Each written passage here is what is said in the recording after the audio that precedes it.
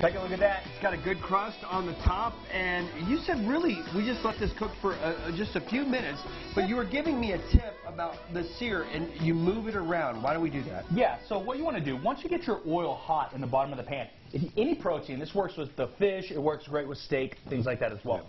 Pork chops, chicken breasts even. Anytime you set that, as soon as you put it right into the oil, just move it around a little bit. That way you get a good surface contact touch with the oil on the entire surface area of the particular protein you're cooking.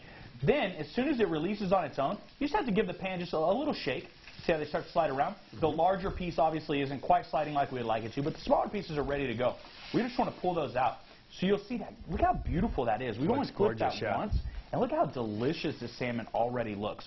And we're just going to let that rest. The carryover is actually going to give us the cook that we're looking for. The rest of it that we're looking for. Yeah. And you'll notice, too, because of how hot I had the pan and all of those other factors combined, I've got nothing left here because everything released and seared perfectly onto the fish. And I told you, as much as I love salmon, a lot of times I'm worried because I don't want to mess it up. The biggest mistake that I think everybody makes is they cook it too long. Yep.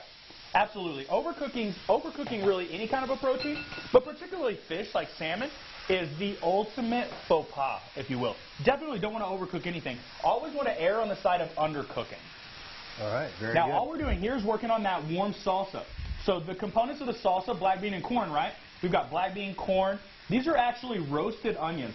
Now, I pre-roasted these as a whole onion. That way, when I cut those up, I had a little bit of char on that outer layer, but not on the entire thing. And then we're going to drop in. How long did you roast those real quick? Only until they char up. So we just really want to get a good black, a real solid black texture on the char there. So you can start to see a little bit of the color, the flavor profile develop from that caramelization as well. Smells so good. Then we want to drop in our green chilies. Look how beautiful these look, right?